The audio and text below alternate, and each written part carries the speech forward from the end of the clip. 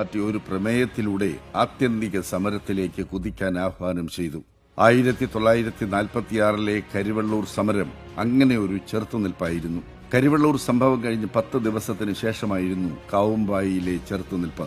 Thillankeri, Pazhassi, Punnapra-Vayalar, Onchiyam, Munayankunnu, Sooranad, Salem jail കൂട്ടക്കൊല, പാടിക്കുന്ന്, അങ്ങനെ എത്രയെത്ര പോരാട്ടങ്ങൾ, രക്തസാക്ഷിത്വങ്ങൾ. 1946 പുന്നപ്രവയലാർ സമരം വിജയിച്ചിരുന്നെങ്കിൽ കേരള ചരിത്രം മറ്റൊന്നാകുമായിരുന്നു. ഇന്ത്യൻ സ്വാതന്ത്ര്യ സമരത്തിന്റെ ചരിത്രം മാത്രമല്ല, ഇന്ത്യയുടെയും ചരിത്രം മറ്റൊന്നാകുമായിരുന്നു. ദിവാൻ സർ CP രാമസ്വാമി അയ്യരുടെ അമേരിക്കൻ മോഡൽ ഭരണപരിഷ്കാരത്തിനെതിരെ നടന്ന അന്തിമ സമരമായിരുന്നു പുന്നപ്രവയലാർ സമരം. യന്ത്രത്തോക്കുകൾക്ക് മീതെ വാരിക്കുന്തങ്ങൾ അലറിപ്പാഞ്ഞു. പുന്നപ്രയിലും വയലാറിലും മേനാശ്ശേരിയിലും മാരാരിക്കുളത്തും മനുഷ്യ ശവങ്ങളുടെ മലകൾ ഉയർന്നു.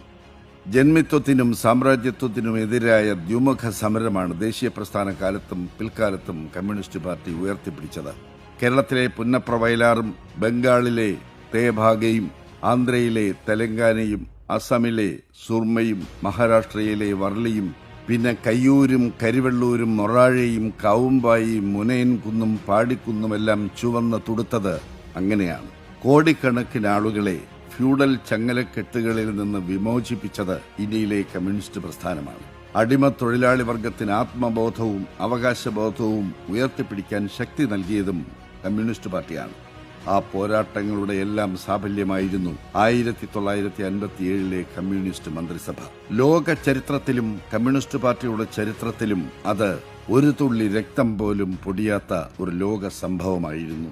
1952 ആദ്യ തെരഞ്ഞെടുപ്പിൽ ഏറ്റവും വലിയ പ്രതിപക്ഷ കക്ഷിയായത് കമ്മ്യൂണിസ്റ്റ് പാർട്ടിയായിരുന്നു. കണ്ണൂർ മണ്ഡലത്തിൽ നിന്ന് 87,000-ലധികം വോട്ടിന്റെ ഭൂരിപക്ഷത്തിൽ വിജയിച്ച AKG ആദ്യ ലോക്സഭയിൽ പ്രതിപക്ഷ നേതാവായി. രാജ്യസഭയിലെ പ്രതിപക്ഷ നേതൃസ്ഥാനം P. സുന്ദരയ്യയ്ക്കായിരുന്നു. ആ തെരഞ്ഞെടുപ്പിൽ പ്രധാനമന്ത്രി നെഹ്റുവിനേക്കാൾ വോട്ട് നേടി ജയിച്ചതും ഒരു കമ്മ്യൂണിസ്റ്റുകാരനായിരുന്നു. തെലങ്കാന സമര നേതാവ് രവി നാരായണ റെഡ്ഡി.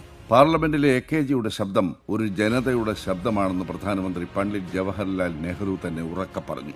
1959 EMS മന്ത്രിസഭയെ അട്ടിമറിച്ച ജനാധിപത്യ ധ്വംസനത്തിനെതിരായി AKG പാർലമെന്റിൽ ആളിപ്പടർന്നു. അടിയന്തരാവസ്ഥ കാലത്ത് രോഗക്കിടക്കയിൽ നിന്ന് വരെ ചാടി എഴുന്നേറ്റ് വന്ന് സമഗ്ര അധികാരത്തിനെതിരെ സമരം നയിച്ചു. 1964 കമ്മ്യൂണിസ്റ്റ് പാർട്ടി ഓഫ്